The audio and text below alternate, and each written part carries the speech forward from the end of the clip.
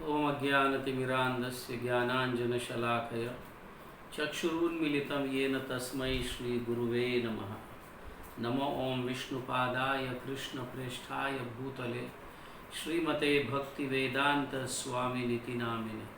नमस्ते सारस्वते देवे गौरवाणी प्रचारिणे निर्विशेष शून्यवादी पाश्चात देश तारिणे। जय श्री कृष्ण चैतन्य प्रभु नित्यानंद श्री अद्वैत गदाधर श्रीवास आदि गौर भक्त वृंद। हरे कृष्णा कृष्ण कृष्ण हरे हरे, हरे राम राम राम हरे हरे। हरे कृष्ण कृष्ण कृष्ण हरे हरे, हरे राम राम राम हरे हरे। हरे कृष्ण कृष्ण कृष्ण हरे हरे, हरे राम राम राम हरे हरे।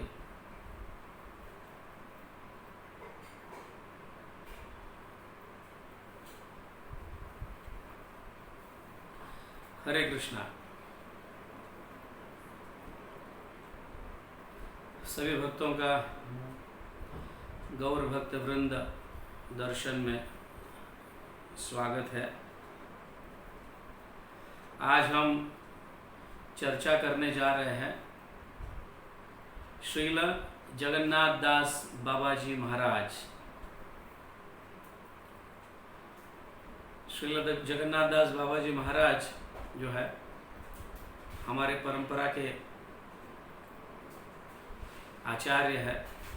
श्रील भक्ति विनोद ठाकुर के शिक्षा गुरु। आप सब जानते हैं ना श्रील भक्ति विनोद ठाकुर को। हाँ, श्रील भक्ति विनोद ठाकुर के शिक्षा गुरु है श्री जगन्नाथ दास बाबा जी महाराज। और श्रील भक्ति विनोद ठाकुर ही उन्हें सार्वभौम ये पदवी प्रदान करते हैं। अपने गुरु को इस तरह से वो कहते हैं, गौर आविर्भावस भूमेस्त्वम निर्दिष्ट सज्जन प्रिय वैष्णव सार्वभौम श्री जगन्नाथाय ते नमः। तो यहाँ कहा गया है, मैं कोटि कोटि दंडवत प्रणाम करता हूँ श्री जगन्नाथ दास बाबा जी महाराज को, जो वैष्णव में अग्रगण्य है और सारे वैष्णव गण उन्हें बहुत सम्मान देते हैं। जैसे वो मणि है, समझ गया। और चैतन्य महाप्रभु के जो आविर्भाव का स्थली जो है, जो चैतन्य महाप्रभु के जन्म स्थली जो है, उनको उन्होंने खोज के निकाला है। तो ये मंत्र जो है जगन्नाथ दास बाबा जी का प्रणाम मंत्र है, जो श्रील भक्ति विनोद ठाकुर इस प्रणाम मंत्र को कहे हैं, लिखे हैं। तो उसमें जगन्नाथ दास बाबा जी महाराज को ये कहा गया है, निर्दिष्ट सज्जन प्रिय, सारे वैष्णवों के प्रिय थे जगन्नाथ दास बाबा जी महाराज। और सभी वैष्णव में, उस समय के सभी वैष्णव में अग्रगण्य वैष्णव थे। गौर आविर्भावस भूमिस्त्वम, चैतन्य महाप्रभु के जन्म स्थली को पहचानने में या ढूंढ के निकालने में जो था, इनका सबसे बड़ा हाथ है, जिसकी हम चर्चा करेंगे। श्री जगन्नाथ दास बाबा जी महाराज का जन्म जो हुआ है मयमानसिंह जिला में, जो पश्चिम बंगाल में आता है। मयमानसिंह जिले का नाम है, ये पश्चिम बंगाल में आता है। तो वहाँ पे 1800 ईस्वी सन 1800 में उनका जन्म हुआ है। वैसे जगन्नाथ दास बाबा जी महाराज के पूर्वकालीन लीलाएं जो है, मतलब पहले वाले लीलाएं हैं, ऐसा कुछ ज़्यादा उल्लेख नहीं है, कहीं पे भी नहीं मिलता है उनका उल्लेख। बट जितना भी मिलता है, जब वो वृंदावन में रहे, अपनी भजन किए, फिर उसके बाद नवद्वीप आए, ये जो है खास करके 100 साल के उम्र के बाद के लीलाओं का यहाँ पे वर्णन किया जा रहा है, कुछ कुछ लीलाएं। तो उसके पहले सिर्फ इतना पता चलता है कि जगन्नाथ दास बाबा जी महाराज जो है ये वैष्णव की सेवा करने में और कीर्तन में अग्रगण्य थे। उनके पूरे पास टाइम्स में, पहले वाले पास टाइम्स में से भी पता चलता है कि वो ज़्यादातर वैष्णव की सेवा करते थे और कीर्तन में अग्रगण्य थे। बहुत उन्हें कीर्तन पसंद आता था, वो स्वयं भी कीर्तन करते थे। कीर्तन सुनते हैं तो उनका मन डुलने लगता था, ऐसा वर्णन आता है। तो गौड़िया वेदांत आचार्य जो हमारे है श्री बलदेव विद्याभूषण, जिसकी हमने कई हफ्ते पहले इसकी चर्चा की है, हमारे परंपरा के आचार्य श्री बलदेव विद्याभूषण, उनके शिष्य रहे हैं उद्धव दास। उनके शिष्य रहे उद्धव दास, और उद्धव दास के शिष्य थे श्री मधुसूदन बाबा जी, मधुसूदन दास बाबा जी उनके शिष्य रहे उद्धव दास के। और मधुसूदन दास बाबा जी के शिष्य जो है वो है जगन्नाथ दास बाबा जी महाराज। ठीक है। हाँ, तो जगन्नाथ दास बाबा जी महाराज जो है पहले वृंदावन में रहते थे। उनकी लीलाएं वृंदावन के बाद में ही पता चला, उसके पहले क्या है कहीं पे भी ऐसा वर्णन डिटेल्स नहीं है। तो वृंदावन में रहकर वो अपना भजन किया करते थे, और सारे वृंदावन में जितने भी वैष्णव गण भक्तगण जो है सभी के ये प्रिय रहे हैं। और कृष्ण भक्ति में परफेक्ट होने के कारण कई लोग उनसे कृष्ण भक्ति की जानकारी के लिए या साधना की जानकारी के लिए उनके पास आकर बैठते थे, कथा सुनते थे वृंदावन में। तो वहां पे भी वृंदावन में वो ज्यादातर मतलब भगवान के भक्तों की, वैष्णवों की, सन्यासियों की सेवा करने में बहुत रुचि लेते थे। उनको प्रसाद खिलाना, उनकी सेवा करना, और हर हमेशा कीर्तन करते रहते थे। हर हमेशा 24 आवर्स कीर्तन करते रहते थे। वृंदावन में बड़े फेमस हो गए थे जगन्नाथ दास बाबा जी, और बहुत साल वहां पे वृंदावन में बिताया। एक बार उन्होंने देखा कि कोई प्रोफेशनल भागवत कथा कर रहा है। उन्होंने देखा प्रोफेशनल भागवत कथा मतलब भागवत कथा करने के लिए पैसा इकट्ठा करना या पैसा कमाने के लिए भागवत कथा करना। आजकल हम कई लोगों को देखते हैं पैसा कमाने के लिए भागवत कथा करते हैं, अपने जीवन का निर्वाह करने के लिए भागवत कथा करते हैं। जगन्नाथ दास बाबा जी महाराज उसके लिए बहुत मतलब ऐसे प्लान, ऐसी कथा से बहुत विरुद्ध थे एकदम। जगन्नाथ दास बाबा जी महाराज को बिल्कुल पसंद नहीं था कि कोई पैसे के लिए कथा करे या अपना जीवन निर्वाह करने के लिए कथा करे। तो उसको ऐसे कथा को वो प्रोस्टिट्यूशन कहते थे, मतलब ये वेश्यागिरी है। और ऐसी कथा करने वाले लोग जो है ऐसे मतलब एक्चुअली सही वैष्णव को ऐसे लोगों से कथा कभी सुनना नहीं चाहिए जो पैसे के लिए कथा करते हैं। जो जगन्नाथ दास बाबा जी महाराज देखे थे वृंदावन में, तो वो कहते हैं कि ऐसे कथा सुनने वाले भी, ऐसे प्रोफेशनल लोगों से कथा सुनना या प्रोफेशनल लोग कथा करना जो है तो वो नरक जाएंगे, ऐसे कहा गया। नारद प्रोफेशनल लोग हैं, वो ऐसा करेंगे तो कथा ऐसे लोगों के मुख से कथा सुनेंगे तो वो नरक जाएंगे, ऐसा कहा गया। और इससे बचना है, अगर नरक से बचना है तो वृंदावन वासियों की जो है सेवा करना होगा। अपने आप को नीच हीन मानकर ब्रिजवासियों की सेवा,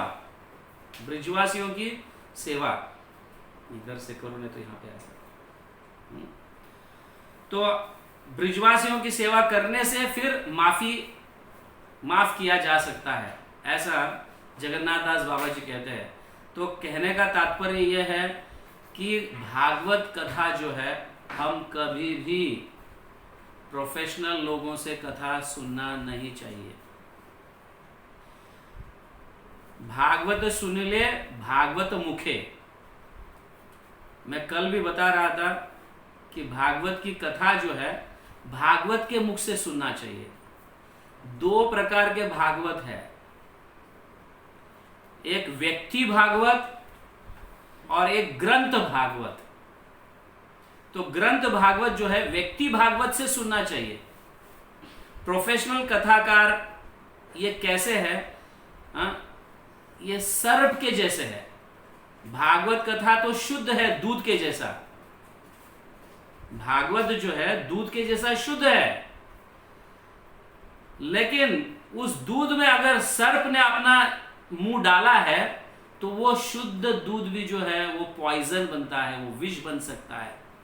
इसलिए ऐसे प्रोफेशनल कथाकारों के मुख से अगर हम कथा सुनेंगे तो हम नरक जा सकते हैं। तो यहाँ पे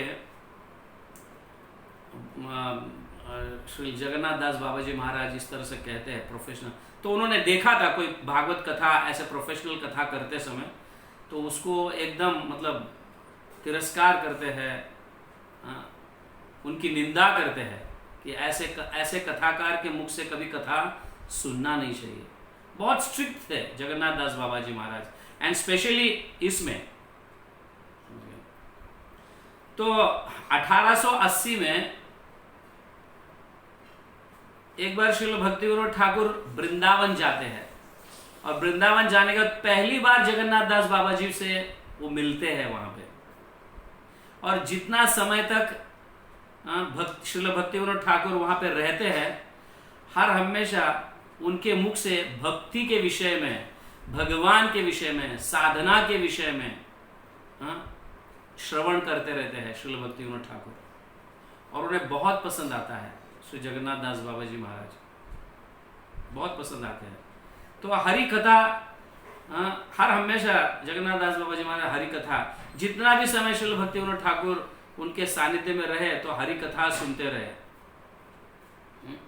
और उतने में जो जो श्रील भक्ति विनोद ठाकुर सुनते थे उनसे, और अन्यों को जिसको भी जाकर मिलते थे तो उनको वो सुनाते थे।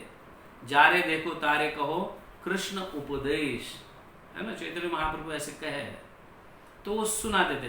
तो ये उत्साह देखकर श्रील भक्ति विनोद ठाकुर के हृदय में अन्य पति जीवों का उद्धार करने हेतु कथा करते थे, सुनाते थे लोगों के पास जाकर। ये उत्साह जगन्नाथ दास बाबा जी महाराज देखते हैं श्रील भक्ति विनोद ठाकुर में, और बहुत आनंद हो उनको बहुत आनंदित हो, मतलब एकदम प्रसन्न करते हैं।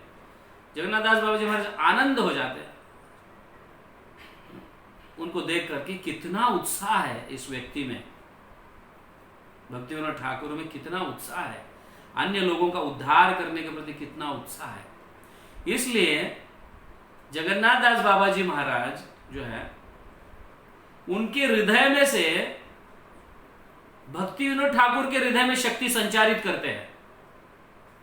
जगन्नाथ दास बाबा जी महाराज उन्हें शक्ति संचारित करते हैं, भजन के रूप में, शास्त्रों के रूप में, प्रेम भक्ति के रूप में भक्ति विनोद ठाकुर के हृदय में शक्ति संचारित करते हैं, ताकि ये अच्छी तरह से शास्त्राध्ययन करे, प्रेम भक्ति प्राप्त करे और अन्य लोगों को प्रेम भक्ति दे। इस तरह से भजन के रूप में, शास्त्रों के रूप में और भक्ति के रूप में, स्पेशली प्रेम भक्ति के रूप में शक्ति संचारित करते हैं उनके हृदय में। सो भक्ति विनोद ठाकुर उन्हें फिर शिक्षा गुरु मानते हैं अपने। तो इस तरह से जगन्नाथ दास बाबा जी महाराज गुरु बन जाते हैं भक्ति विनोद ठाकुर के। तो एक बार जगन्नाथ दास बाबा जी महाराज वृंदावन में, स्वीपर होता है ना, झाड़ू मारने वाले लोग होते हैं रास्ते में, झाड़ू मारने वाले लोग। वैसे तो जगन्नाथ दास बाबा जी महाराज हर हमेशा मतलब उनका डाइट कंट्रोल में रहता है, वो कभी ऐसे किसी से मांगते नहीं। लेकिन उस समय जगन्नाथ दास बाबा जी महाराज एक रास्ते में झाड़ू मारने वाले व्यक्ति से रोटी मांगते हैं,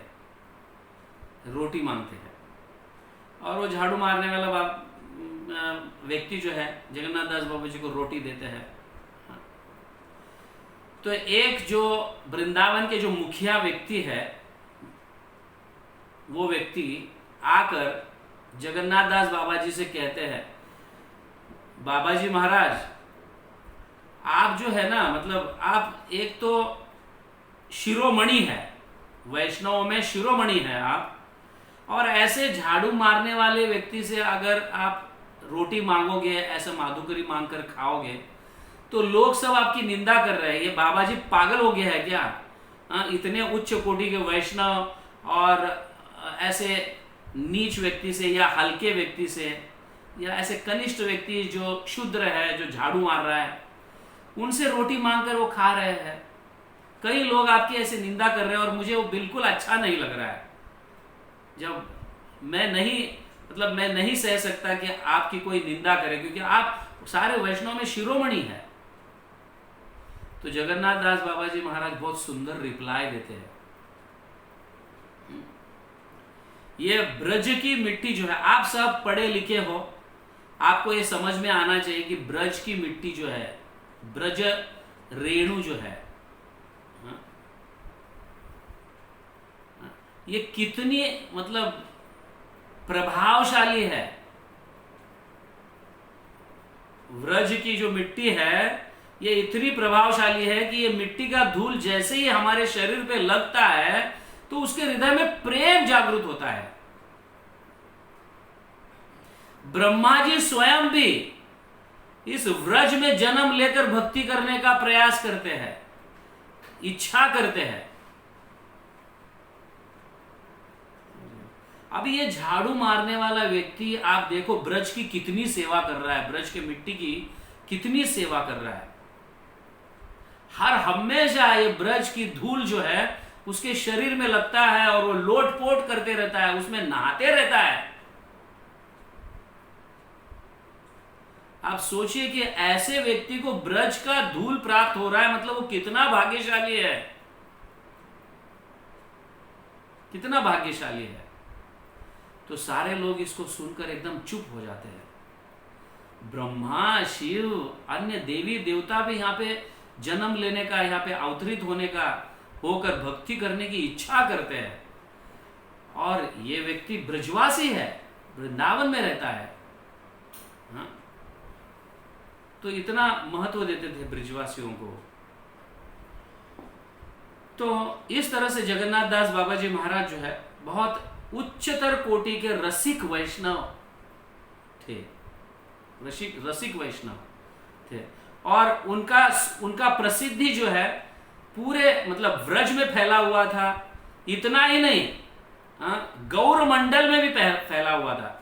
गौर मंडल नवद्वीप, मायापुर में भी फैला हुआ था। वैसे तो जगन्नाथ दास बाबा जी महाराज का ये नियम था, 6 महीने वृंदावन में रहते थे और 6 महीने नवद्वीप में रहते थे, और वापस 6 महीने वृंदावन, वापस 6 महीने नवद्वीप।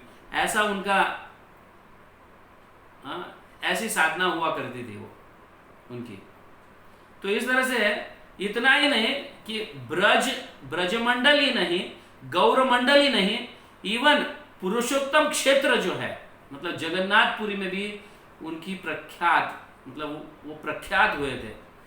रसिक वैष्णव, उत्तम कोटि के रसिक वैष्णव, उनका बहुत नाम हुआ था उस समय। इसीलिए भक्ति विनोद ठाकुर जो है, उन्हें टाइटल देते हैं सर्वभावम बोल के। सर्वभाव मतलब सभी वैष्णवों के चीफ, अग्रगण्य, सभी वैष्णव के शिरोमणि,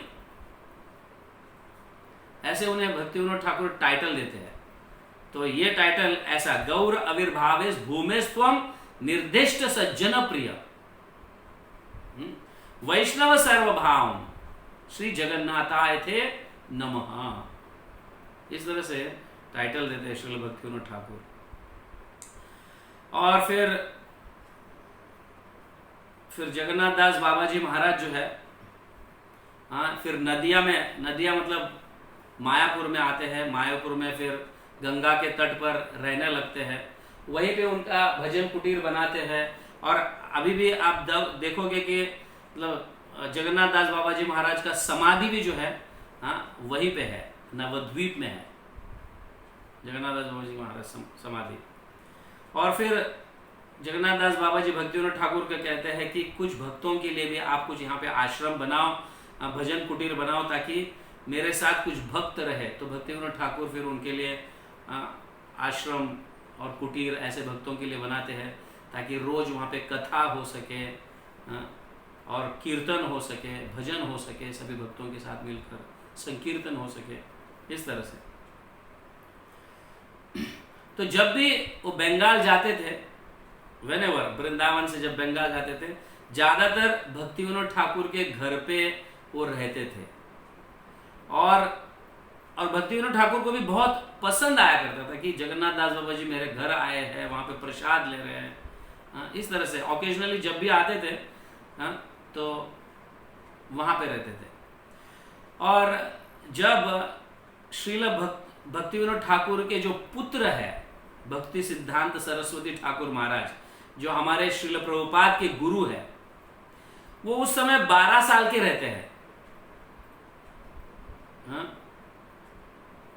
भक्ति सिद्धांत सरस्वती ठाकुर जो है 12 साल के, बिमला प्रसाद, उस समय उनका नाम बिमला प्रसाद रहता है।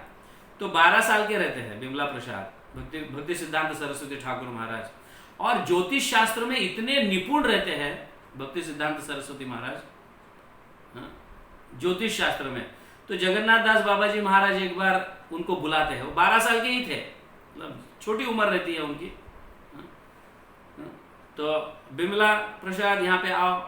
तो आने के बाद कहते हैं कि मैं चाहता हूं कि आप ज्योतिष शास्त्र में निपुण हो, तो मैं चाहता हूं कि आप क्या करें, वैष्णव कैलेंडर बनाएं। जैसे हम कैलेंडर बनाते हैं ना, वैष्णव कैलेंडर, सारे तिथि और अनेक गौड़ीय वैष्णव के आविर्भाव और तिरोभाव महोत्सव, जन्माष्टमी, गौर पूर्णिमा, राधाष्टमी, नित्यानंद त्रयोदशी, ये सब आप एक सुंदर वैष्णव कैलेंडर बनाइए, क्योंकि आप ज्योतिष शास्त्र में निपुण है। तो भक्ति सिद्धांत सरस्वती ठाकुर जो महाराज जो है, मतलब बिमला प्रसाद, उस सेवा को लेते हैं और इतना सुंदर रूप से वो बनाते हैं सब। इसको देखकर जगन्नाथ दास बाबा जी महाराज बहुत खुश हो जाते हैं, उन्हें आनंद होता है। तो तब से नवद्वीप पंजिका नाम का कैलेंडर निकलता है, नवद्वीप पंजिका। तो ये शुरू हो गया। नवद्वीप पंजिका जो है उस समय से हुआ करता था जब भक्ति सिद्धांत सरस्वती ठाकुर महाराज 12 साल के थे। तो बहुत बहुत खुश हो जाते हैं इसको देखकर, और तब से ये प्रथा चालू हो जाती है। बहुत इंपॉर्टेंट फेस्टिवल्स वगैरह उस समय से फिर शुरू हुआ। ज़्यादातर इंपॉर्टेंट फेस्टिवल्स जो है नवद्वीप पंजिका जब से बना, तब से कई सारे फेस्टिवल्स शुरू हुए।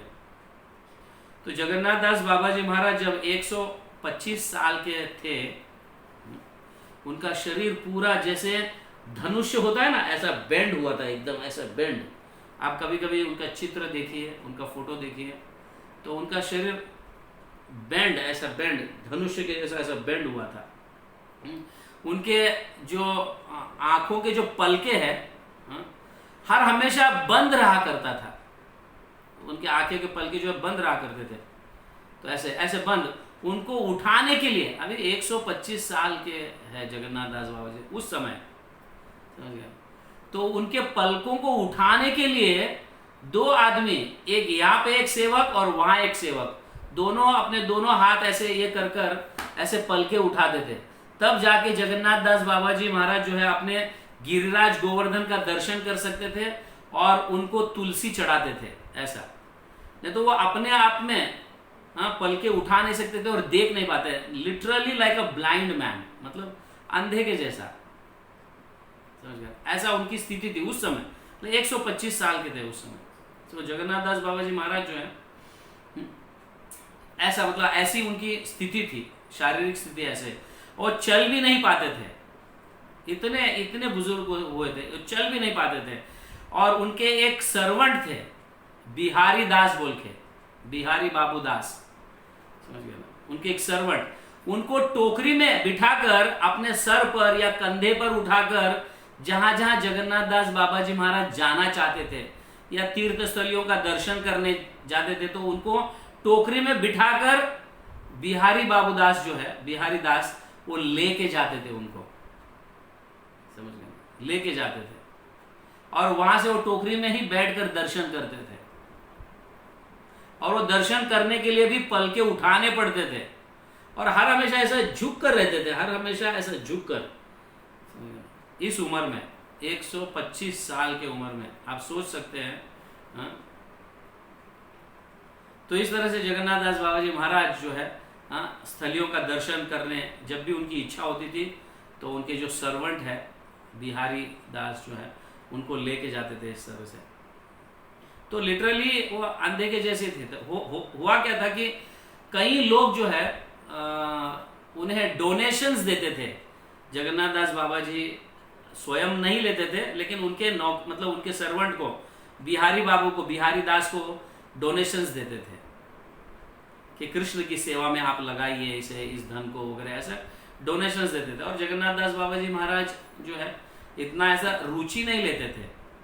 तो एक बार जगन्नाथ दास बाबा जी महाराज इनको कहते हैं, अपने सर्वेंट को कहते हैं, बिहारी बाबू को, हमारे पास कितना लक्ष्मी है, अभी कितना पैसा है। तो एक्चुअली बिहारी बाबू जो है या बिहारी दास जो है, वो कुछ पैसे जगन्नाथ दास बाबा जी के पर्सनल सेवा के लिए निकाल कर रखते थे, समझे ना, सारी कृष्ण की सेवा में नहीं लगाते थे। मतलब ऐसे जगन्नाथ दास बाबा जी के हाथ में या उनको अकाउंट नहीं देते थे। वो कुछ पैसा जो है मेरे गुरु के पर्सनल सेवा में आएगा काम में, इसलिए वो निकाल कर रखते थे।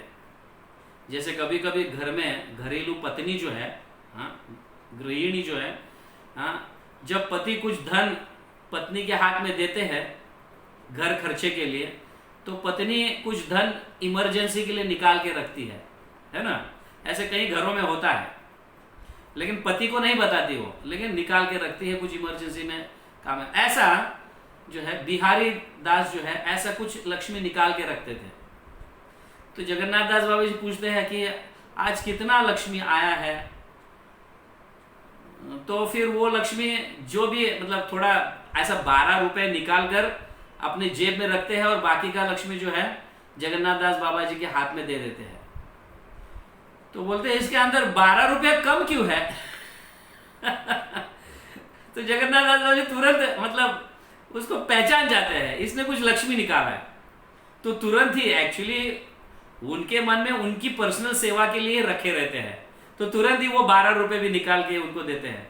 और जगन्नाथ दास बाबा जी कहते हैं कि पैसा कभी पर्सनल के लिए निकालो नहीं, ये सारा लक्ष्मी है, इसका रसगुल्ला और गुलाब जामुन खरीदो और वैष्णवों को बांट दो और गैयों को खिलाओ। तो इस तरह से गैयों के लिए उनका बहुत प्रेम हुआ करता था जगन्नाथ दास बाबा, गाय के लिए और वैष्णव के लिए बहुत प्रेम हुआ करता, क्योंकि वैष्णव और गाय भगवान श्री कृष्ण को बहुत पसंद है। नमो ब्रह्मण्य देवाय गो ब्रह्मण्य हिताय च जगद्दित्याय कृष्णाय गोविंदाय नमो नमः। नमो ब्रह्मण्य देवाय गो ब्रह्मण्य हिताय च। भगवान गोविंद को गाय और ब्राह्मण वैष्णव जो है बहुत पसंद है।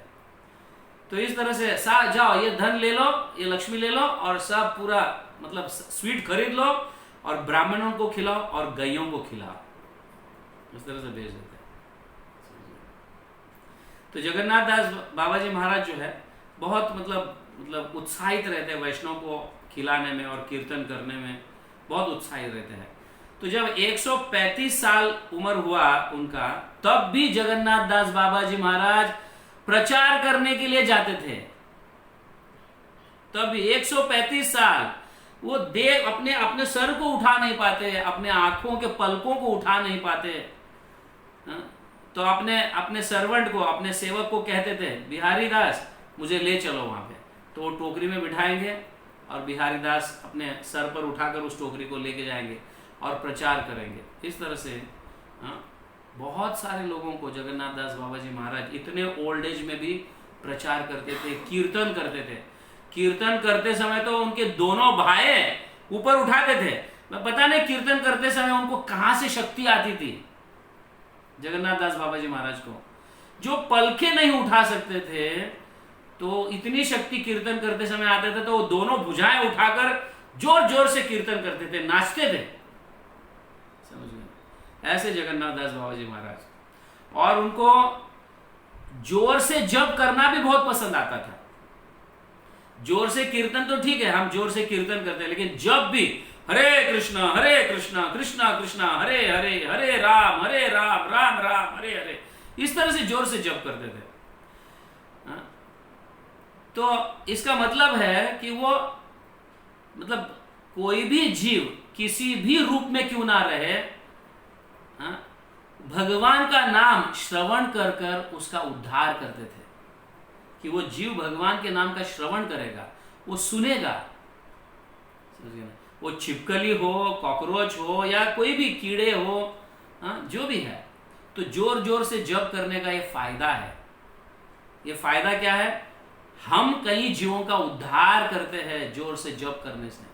क्योंकि कई जीव जो है, हमारे घर पे भी कई सारे जीव रहते हैं, तो फोर्सफुली वो हरि कीर्तन सुनते हैं, हरि नाम सुनते हैं फोर्सफुली, और उनका अगले जन्म उनका उद्धार हो जाता है। उनको मनुष्य शरीर प्राप्त होता है, भक्ति प्राप्त होता है। इसलिए जगन्नाथ दास बाबा जी महाराज जो है, सिर्फ जब जो जैसे हम जप करते हैं, ध्यान पूर्वक है या व्हाटएवर, थोड़ा धीमे करते हैं, हरे कृष्णा कृष्ण कृष्ण हरे हरे, हरे राम, कम से कम हमें सुनाइए। लेकिन जगन्नाथ दास बाबा जोर जोर से करते थे, हरे कृष्णा कृष्ण कृष्ण हरे हरे, हरे राम राम राम हरे हरे। इस तरह से वो कीर्तन करते थे। एक जीव को भी छोड़ते नहीं थे वो हर हमेशा ये ढूंढते थे कि इस जीव का कैसे उद्धार हो जाए। तो जोर जोर से कीर्तन करते थे। कभी कभी तो मतलब नित्यानंद प्रभु को चिल्लाते थे, नित्यानंद प्रभु आपने कितना सुंदर हरि नाम हमें प्राप्त करवाया है, हरे कृष्ण महामंत्र आपने हमें दिया है। नित्यानंद प्रभु को ऐसे चिल्ला चिल्ला कर कहते थे, निताय की नाम एने छी रे, निताय की नाम एने छी रे, निताय की नाम दीते छे रे, एने छे रे दीते छे रे। मतलब कैसा वंडरफुल नाम आपने लेके आया है और हमें दिया है। इस तरह से और अपने डीटीज को जो है, गिरिराज गोवर्धन को वो रोज कम से कम 1108 बार दंडवत प्रणाम करते थे पूरे दिन, प्रतिदिन।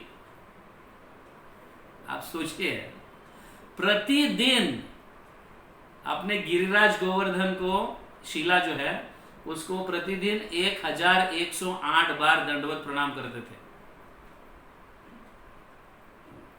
आप सोच सकते हैं आप कर पाएंगे क्या? 3 बार करते हैं तो कंटाला आ जाता है, अरे बाप रे बाप। वैसे भी यशस्त्री संध्यम हमारे मंगल आरती में ऐसा कहा गया कि कम से कम 3 बार तो गुरु के चरणों में दंडवत प्रणाम करना चाहिए। त्रिसंध्या के समय, सुबह की संध्या, दोपहर की संध्या और शाम की संध्या के समय कम से कम 3 बार करना चाहिए।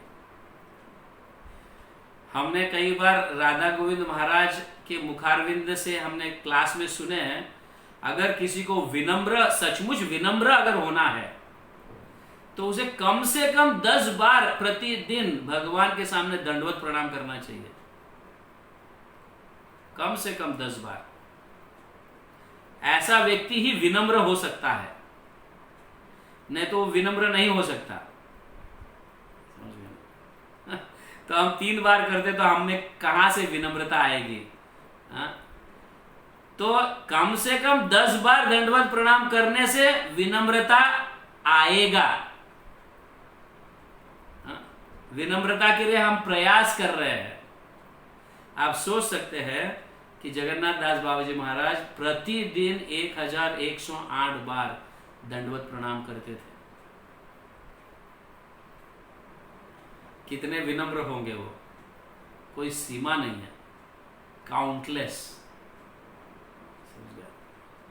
और सचमुच हमें प्रतिदिन कम से कम 10 बार दंडवत प्रणाम करना चाहिए। विनम्र, अगर हमें विनम्र बनना है या हमारे में विनम्रता बढ़ाना है, तो कम से कम हमें ये करना चाहिए। ये सीख है सब, समझ गए ना। दंडवत प्रणाम, भगवान को और वैष्णव को दंडवत प्रणाम करने से विनम्रता आता है। विनम्रता ऐसे सुनकर, कहने से और सुनने से नहीं आता है। विनम्रता एक्चुअली एक्शंस में से प्रकट होता है। एक्चुअली एक्शन में लाना चाहिए, तभी वो विनम्रता आएगी हम में। तो जगन्नाथ दास बाबा जी महाराज को एक बार ब्रास का बड़ा प्लेट मिलता है, बड़ा प्लेट जिसमें हम प्रसाद खाते हैं ना, तो ऐसा बड़ा प्लेट मिलता है। एक बार जगन्नाथ दास बाबा जी, किसी कोई डोनर दे के जाता है और उसी प्लेट में जगन्नाथ दास बाबा जी महाराज अपना प्रसाद लेते रहते हैं। लेकिन जब प्रसाद लेते रहते हैं, मतलब धाम के जो कुत्ते हैं ना, धाम के कुत्ते भी आकर अपने पिल्ले के साथ, मतलब अपने बच्चे के साथ, पिल्ले होते हैं ना, कुत्ते को पिल्ले होते हैं, है ना, बच्चे होते हैं, पपीज जिसको हम कहते हैं। तो पिल्ले के साथ 4-5 पिल्ले और कुत्ता आकर जगन्नाथ बाबा जी महाराज के प्लेट में मुंह डालकर दाल चाटते रहते हैं, रोटी खाते रहते हैं, समझ गया ना, चावल खाते रहते हैं। और जगन्नाथ दास बाबा जी महाराज भी ऐसे ही खाते रहते हैं, समझ गया। और उन्हीं के प्लेट में, जैसे हम एक प्लेट में 2 व्यक्ति बैठकर कैसे खाते हैं, 2-3 व्यक्ति बैठकर कभी कभी खाते हैं, तो उसी तरह से कुत्ते और उनके छोटे बच्चे जो है आकर उसी प्लेट में से, और जगन्नाथ दास बाबा जी खा रहे हैं और वो कुत्ते भी उस साइड में बैठकर कुत्ते भी खा रहे हैं, मुंह डालकर अपना, समझ। तो एक बार ये बिहारी दास जो है देखते हैं, अरे अरे अरे अरे ये क्या है, वो कुत्तों को हटा देता है और दूर भेज देता है, हट हट बोल के दूर भेज देता है, और भागते भागते वहां तक उनको भगा देता है, कुत्तों को और उन कुत्ते के बच्चों को, पिल्लों को। तो फिर बाद में फिर जब आते हैं, क्षमा चाहता हूं कि मैं थोड़ा काम में था, तो मैंने मतलब मैं देख नहीं पाया कि ये ऐसे कुत्ते आकर खा रहे। तो जगन्नाथ दास बाबा जी महाराज, ये भी प्लेट लेके जा, तू, मुझे नहीं खाना है, तूने कुत्तों को क्यों हटा दिया, क्यों हकाल दिया यहां से। कुत्ता और कुत्ते के बच्चे खा रहे थे मेरे इसमें, वो ब्रिजवासी है। आप ब्रिजवासी के महत्व को जानते नहीं क्या, ले जाओ मेरा भी प्लेट, मुझे नहीं खाना है। ऐसे कर कर प्लेट को बाजू में हटा देते हैं। तो तब से बिहारी बाबू कभी भी प्लेट में कुत्ते और कुत्ते के बच्चे आकर खा रहे तो कभी कुछ नहीं कहते, क्योंकि जगन्नाथ दास बाबा जी महाराज को पसंद नहीं है। वो बोलते हैं ये ब्रिजवासी है, कुत्ते भी जो है ये ब्रिजवासी है, समझ गया, धामवासी है। फिर वो नवद्वीप में रहे, वृंदावन में रहे या जगन्नाथपुरी में रहे, वो धामवासी है। और धामवासी का झूठन खाना मुझे ये सौभाग्य प्राप्त हो रहा है, ऐसे जगन्नाथ दास बाबा जी महाराज, समझ गया। तो वहां पे जो भी धाम में निवास करने वाले जो जीव है, ऐसे नहीं कि मनुष्य रहे तो उन्हें रिस्पेक्ट दिया जाए, वो साधारण कुत्तों को भी रिस्पेक्ट दे रहे हैं। और कुत्तों का झूठा जो अन्न है उसको वो खा रहे जगन्नाथ दास बाबा जी महाराज। तो आप देख सकते हैं कि कितना मतलब धाम वासियों के प्रति कितना प्रेम है।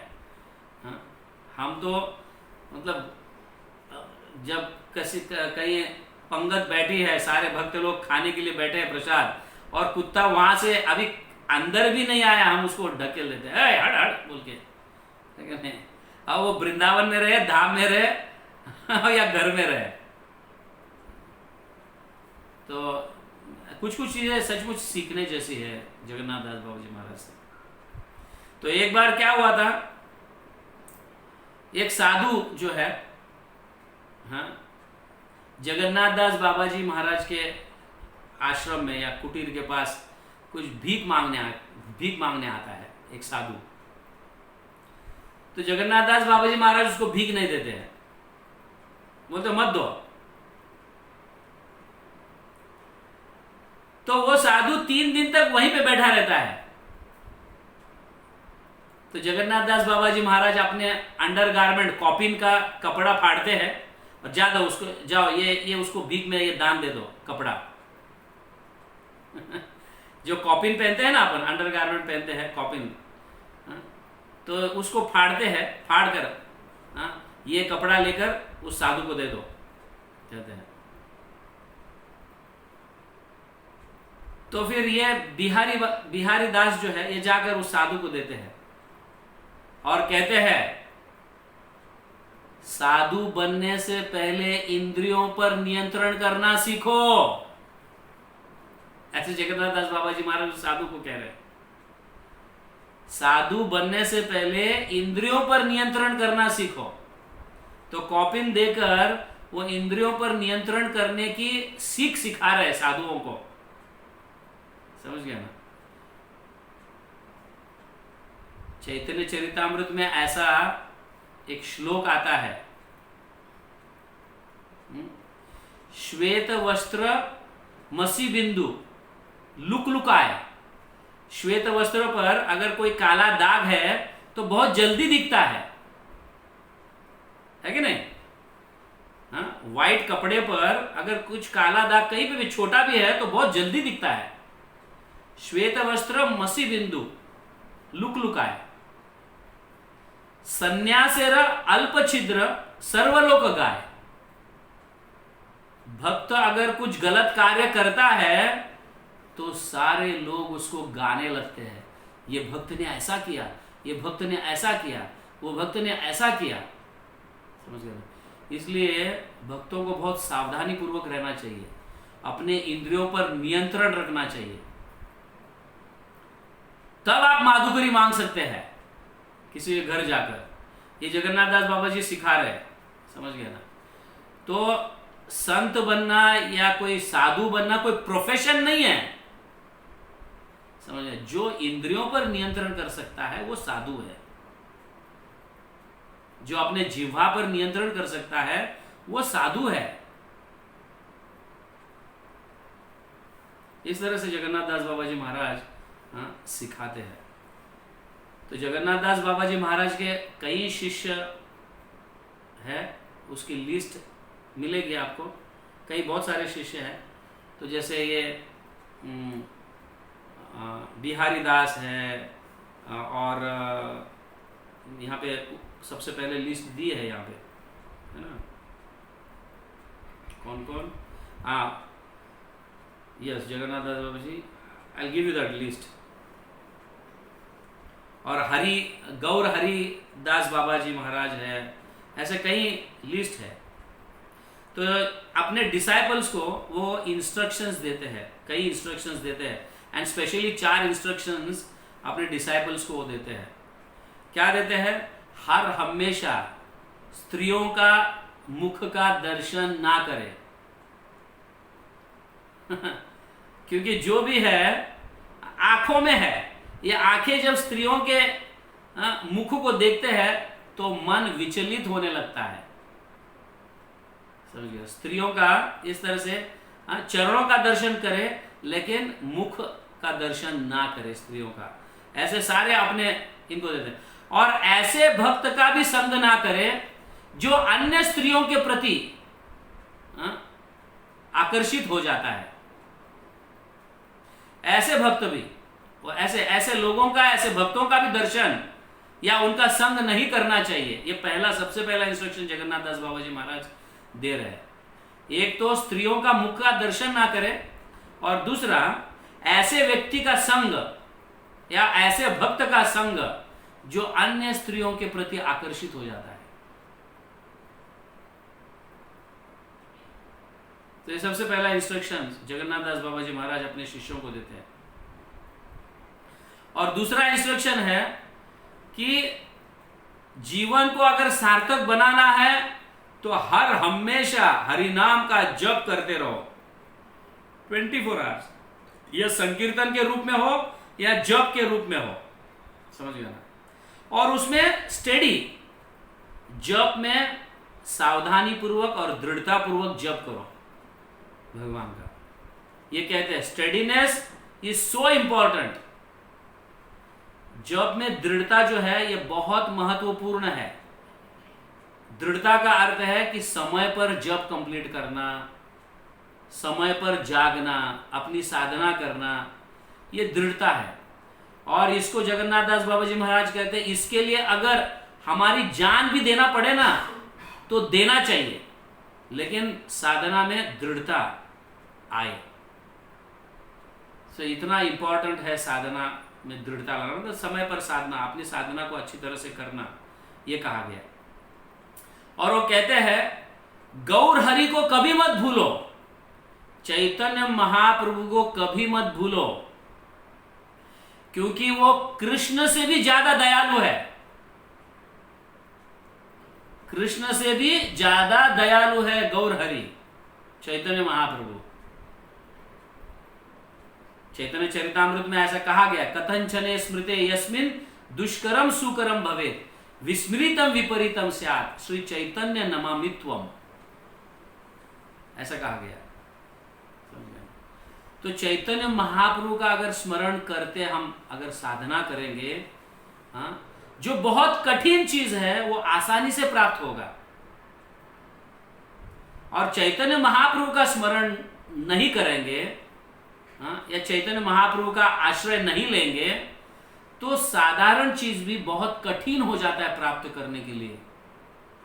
ऐसे कृष्णदास कविराज चैतन्य चरितामृत में लिखते हैं। इसलिए चैतन्य महाप्रभु को कभी हमें भूलना नहीं चाहिए, क्योंकि वो सबसे दयालु अवतार है। एंड स्पेशली हम गौड़ीय वैष्णवस, हम जो है चैतन्य महाप्रभु को हर हमेशा स्मरण करते रहना चाहिए। और कृष्ण जो है, ये भी मत भूलो, कृष्ण जो है वो द्वापर युग के अवतार है, और गौर हरि जो है वो कलयुग के अवतार है। और गौर हरि जो कह रहे हैं कलयुग के लिए, वो हमें पहला करना चाहिए। इसका मतलब है चैतन्य महाप्रभु के आदेशों का पालन हमें पहला करना चाहिए, बाद में कृष्ण के आदेशों का पालन। क्योंकि कलयुग के जो है चैतन्य महाप्रभु है, कलयुग के अवतार, वो जो आदेश हमें देते हैं उसे करना चाहिए। ऐसे अपने शिष्यों को ये 4 प्रकार की शिक्षा, लाइक अ गोल्डन लाइन, इसको कभी नहीं भूलो। ऐसे वो अपने शिष्यों को इस तरह से दे रहे, शिक्षा दे रहे। और चतुर्मास में तो उनका डाइट सिर्फ फलाहार ही होता था। ज्यादा से ज्यादा 4 केले खाते थे वो पूरे दिन में, ओनली 4 बनानास। ऐसे 4 महीने, पहले महीने में कभी बनाना खाते थे, मतलब केला खाते थे, दूसरे महीने में अमृत खाते थे, समझ गया ना। इस तरह से ऐसे कुछ फल खाकर ही वो जीते थे, और ज्यादा फल भी नहीं खाते थे, अपना पेट नहीं भरते थे चतुर्मास में। इस तरह से वो साधना करते थे, अपनी डाइट स्ट्रिक्टली फॉलो करते थे वो। तो ऐसे एक बार श्रील भक्ति विनोद ठाकुर जो है, हाँ, चैतन्य महाप्रभु का जन्मस्थली ढूंढने के लिए निकलते हैं। नवद्वीप में चैतन्य महाप्रभु का जन्मस्थली कहाँ पे है, ये ढूंढने के लिए निकलते हैं। एक्चुअली क्या है, वहाँ पे गंगा जो है बहुत बाढ़ आते रहती है, हर हमेशा गंगा बाढ़, मतलब हर 4 साल 5 साल या 7 साल में गंगा बाढ़ आ जाती है, और पूरा गांव के गांव ऐसे पानी पानी हो जाता है। आपने कभी कभी फोटोज देखा होगा, हमारे इस्कॉन मंदिर में भी जो है कभी कभी हमारे नरसिंह भगवान पूरे पानी में डूब जाते हैं, और राधा माधव के चरणों तक पानी आता है, राधा माधव के श्री चरणों तक पानी आता है। तो इसके कारण पूरा गांव जो है ना दूर दूर बसते रहता है। तो नया नवद्वीप, नया मायापुर ऐसे बनता है मतलब गंगा के कारण। तो भक्ति विनोद ठाकुर को चैतन्य महाप्रभु के जन्मस्थली को ढूंढने में बहुत कठिन आती है। कुछ लोग यहाँ पे है कहते हैं, कुछ लोग वहां पे है कहते हैं, इस तरह से कह रहे हैं। तो भक्ति विनोद ठाकुर बहुत तो ढूंढते ढूंढते गंगा के तट पर आ जाते हैं। वहां पे देखते हैं कि एक विशाल नीम का पेड़ है और उसके नीचे, उसके तलाटी पर जो है, उसके नीचे, उस पेड़ के नीचे बहुत सारे तुलसी के पौधे उगे हुए हैं। ऐसे नीम के पेड़ के नीचे कभी तुलसी के पौधे नहीं उगते हैं। तो बहुत सारे, ऐसे नहीं कि एक दो पौधे, ऐसे कई 200, 300, 400, 500 पौधे उगे हुए रहते हैं। ये देखकर भक्ति विनोद ठाकुर को बहुत आश्चर्यचकित होता है कि नीम के पेड़ के नीचे इतने तुलसी के पौधे। एक्चुअली वो जमीन किसी मुसलमान का रहता है, वो जमीन, लेकिन वहां पे वो व्यक्ति, लैंड ओनर जो है वो मुस्लिम, वो रहता नहीं, क्योंकि ऐसा कई लोग भ्रम कर देते हैं कि यहाँ पे भूत रहता है, इस स्थान पर भूत रहता है, पिशाच रहता है। ऐसे भ्रमित कोई गांव के लोग करते, तो वो लैंड ओनर उस जगह को छोड़ के चला जाता, तो वहां पे बहुत सारे तुलसी के पौधे उगते हैं और नीम के पेड़ के नीचे। तो भक्ति विनोद ठाकुर को थोड़ा मतलब ये लगता है कि ये कुछ अद्भुत जगह लगता है यहाँ पे। तो जगन्नाथ दास बाबा जी महाराज को बुलाते हैं और उनके जो शिष्य है, बिहारी दास, हर हमेशा के जैसे उनको टोकरी में बिठाते हैं। टोकरी में बिठाकर लेके आते हैं, अपने सर पर वो टोकरी उठाकर इस स्थली पर जहाँ पे भक्ति विनोद ठाकुर बुलाए हैं, उस स्थली पर लेके आते हैं जगन्नाथ दास बाबा जी महाराज को। तो जैसे ही जगन्नाथ दास बाबा जी महाराज उस एरिया में टोकरी रखा, ऐसे बिहारी दास जो है जैसे ही टोकरी उठाकर नीचे रखते हैं और उस एरिया को इतनी शक्ति आ जाती है कि वो टोकरी पर से उछलकर कूदते हैं। ऐसा हरि बोल गौरांग, हरि बोल गौरांग, ऐसे करके दो दो हाथ ऐसे ऊपर उठाकर नाचने लगते हैं और कीर्तन करने लगते हैं। अभी देखो 135 साल से ज्यादा उम्र हुआ है इनका, 135 साल की उम्र के, और कभी वो चलते नहीं थे, कभी देखते नहीं थे, कभी बोलते भी नहीं थे, इतनी भी शक्ति नहीं थी, हुआ करती थी, समझ गए। तो ये स्थली पर आने के बाद वो टोकरी में से करीबन मतलब 10 फुट जैसा ऐसा ऊंचा कूदे, वो कूद कर टोकरी के बाहर आकर कीर्तन करने लगे और दोनों हाथ ऊपर उठाकर हरि बोल ऐसे करने लगे। बोलिए आप भी हरि बोल, जय गौरांग, ऐसे कीर्तन करने लगते हैं और बहुत प्रसन्न होते हैं इस स्थली को देखकर। और फिर भक्ति विनोद ठाकुर समझ जाते हैं कि यह स्थली जो है यह साधारण स्थली नहीं है। यहाँ पे चैतन्य महाप्रभु, इस नीम के पेड़ के नीचे चैतन्य महाप्रभु का जन्म हुआ है। जो चैतन्य चरितामृत में कृष्णदास कविराज लिखे हुए रहते हैं कि नीम के पेड़ के नीचे चैतन्य महाप्रभु का, भगवान गौर भगवान का जन्म हुआ है।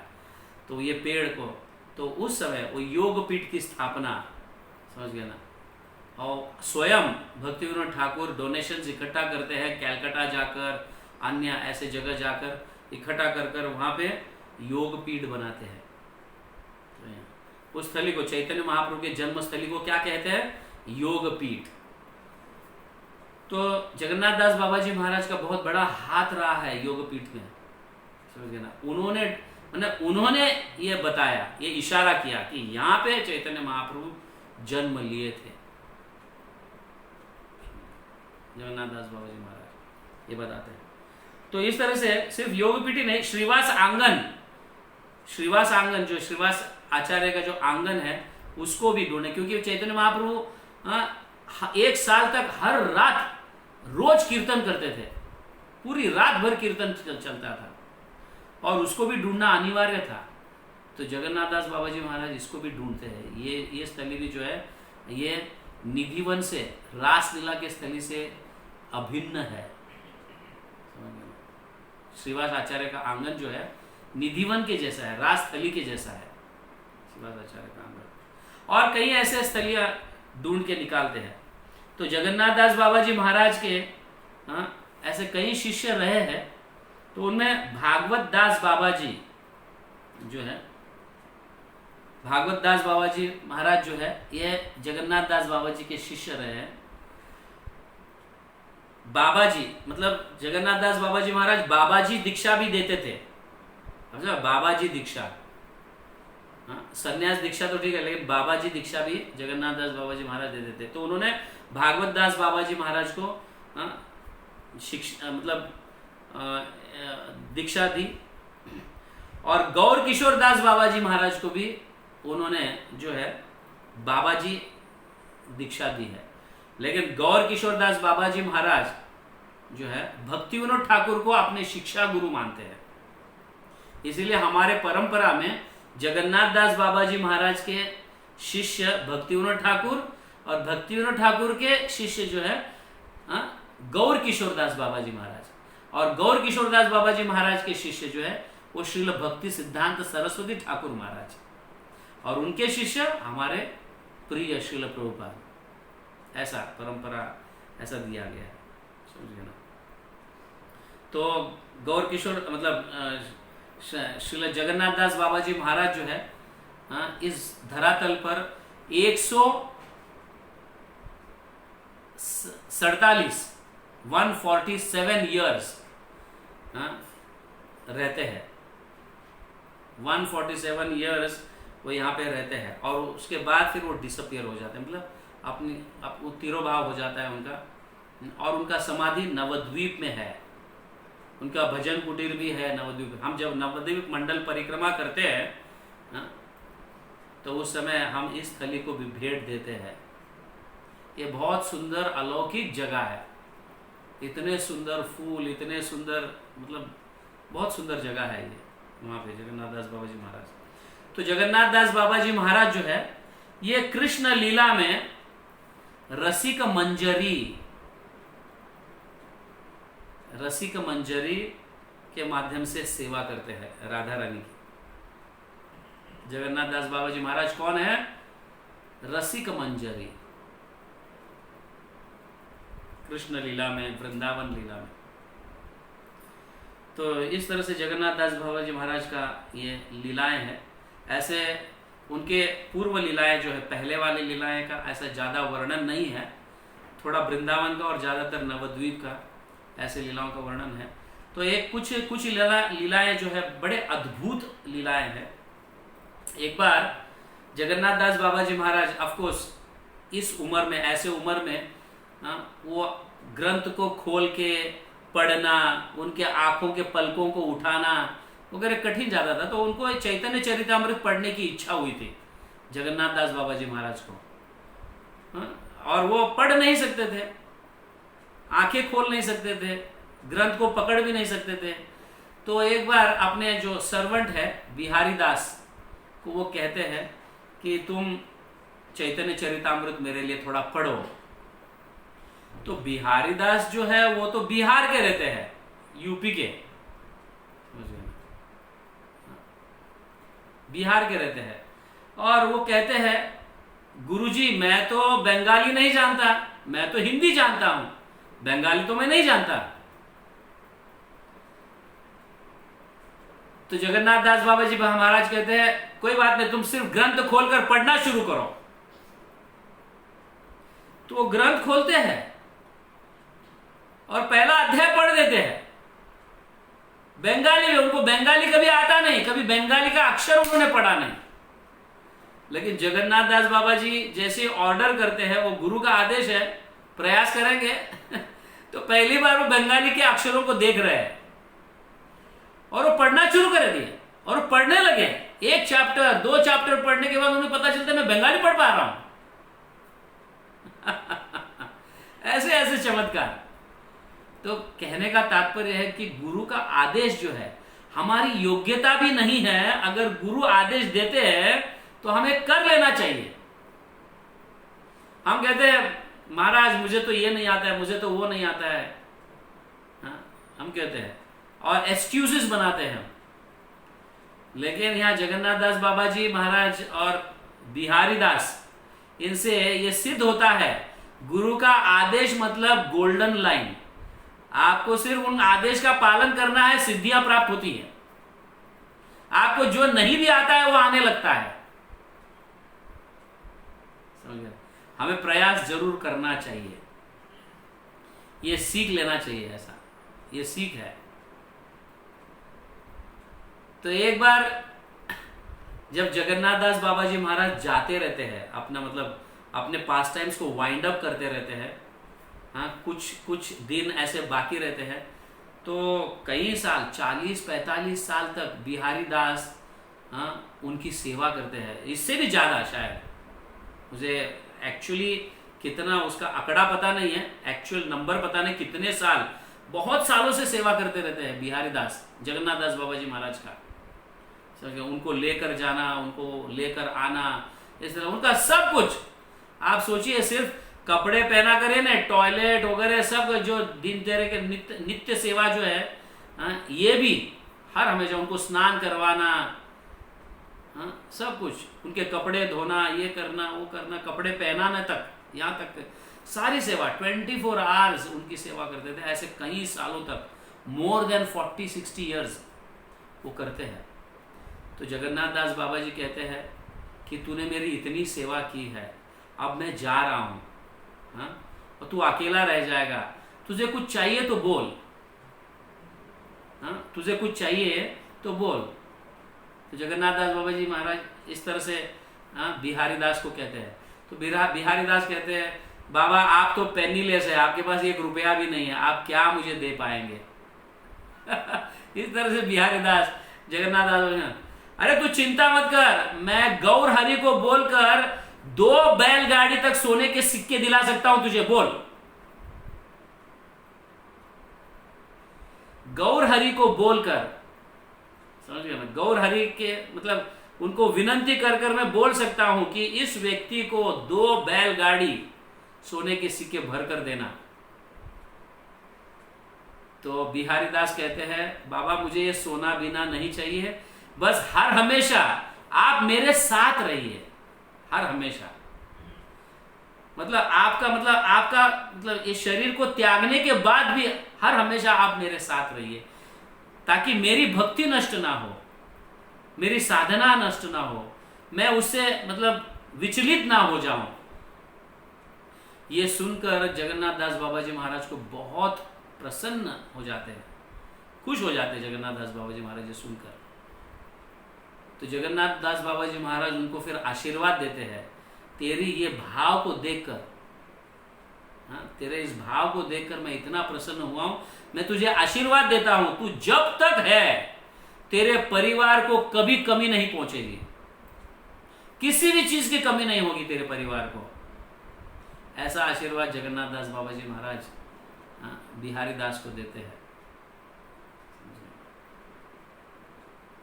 इस तरह से जगन्नाथ दास बाबा जी महाराज सचमुच चैतन्य महाप्रभु के बहुत निकट थे और अपने शिष्यों को हर हमेशा आदेश देते थे कि गौर हरि को कभी मत भूलो, कभी नहीं। 24 आवर्स अगर उनका नाम का जप करना है तो करो, क्योंकि उनके कृपा के बिना राधा कृष्ण का प्रेम प्राप्त नहीं हो सकता।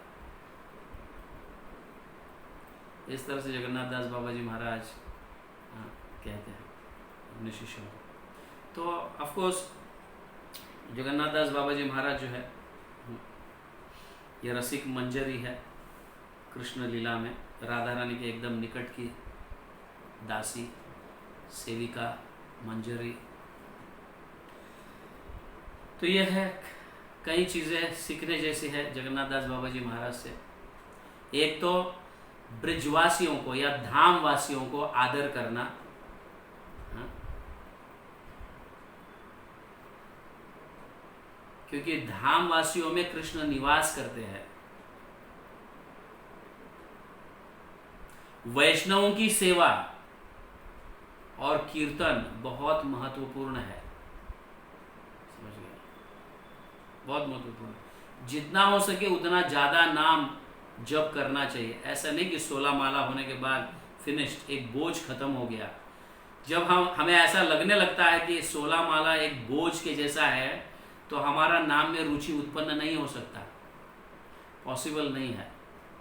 नाम में रुचि, अगर शुद्ध नाम जप करने लगे तो नाम में रुचि उत्पन्न होता है, और नाम में रुचि जब उत्पन्न होता है तो हम ज्यादा माला करने की इच्छा होती है, हमारे हृदय में ये प्रकट होती है। ज्यादा माला जप करने की इच्छा होती है।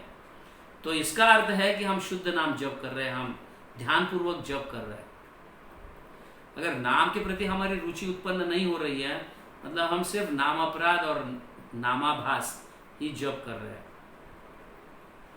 तो जगन्नाथ दास बाबा जी महाराज ज्यादातर भगवान के नाम में बल दिए हैं, भगवान के नाम। तो जितना हो सके उतना ज्यादा जप करो, और यही असली धन है। हम कैसे धन को कमाने के लिए, भौतिक धन को, पैसा कमाने के लिए कितना ज्यादा मेहनत करते हैं। 8 घंटे की नौकरी है, तो कभी कभी 10 घंटे करते हैं, कभी कभी 12 घंटे करते हैं, कई कुछ लोग तो 15 घंटे करते हैं ताकि ज्यादा पैसा मिले। तो हमें भी हमारा समय इस नाम धन में इन्वेस्ट करना चाहिए। जितना हो सके नाम जप करना चाहिए, क्योंकि ये असली धन है। गोलोकेर प्रेम धन हरिनाम संकीर्तन, एक्चुअली ये धन है, हम ये समझ नहीं पा रहे। हरिनाम ही एक्चुअल आत्मा का धन है। ये धन अगर हमारे पास है तो हम इंश्योर्ड है। जैसे हम इंश्योरेंस के लिए पैसा इन्वेस्ट करते हैं कि नहीं, आगे चलकर कुछ एक्सीडेंट ना हो, कुछ मैं गुजर कर जाऊंगा तो मेरा परिवार का क्या होगा, अनेक प्रकार के इंश्योरेंस हम लेते हैं, है कि नहीं, ताकि परिवार सुरक्षित रहे, हम सुरक्षित रहे। तो उसी तरह से समय मत गवाओ, जितना हो सके उतना ज्यादा नाम कमाओ। नाम का उच्चारण करो, माला जप करो। हरे कृष्णा कृष्ण कृष्ण हरे हरे, हरे राम राम राम हरे हरे। समय बर्बाद किए बिना ये हरिनाम के धन को कमाओ। असली धन तो ये है, और यही काम में आने वाला है। बाकी सारे चीज तो हम इधर ही छोड़ के जाने वाले हैं।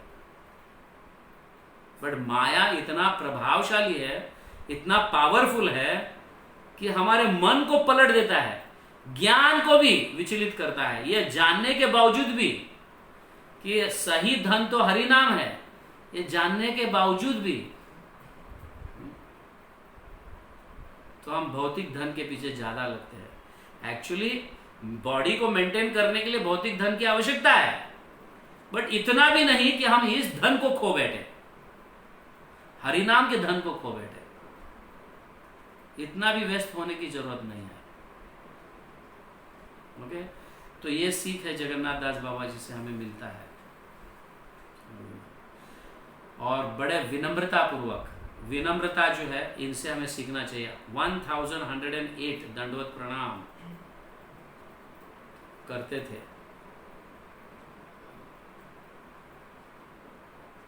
श्रील जगन्नाथ दास बाबा जी महाराज की जय, श्रील भक्ति विनोद ठाकुर की जय, जगत गुरु श्रील प्रभुपाद की जय, गौर प्रेमानंदे हरि हरि बोल।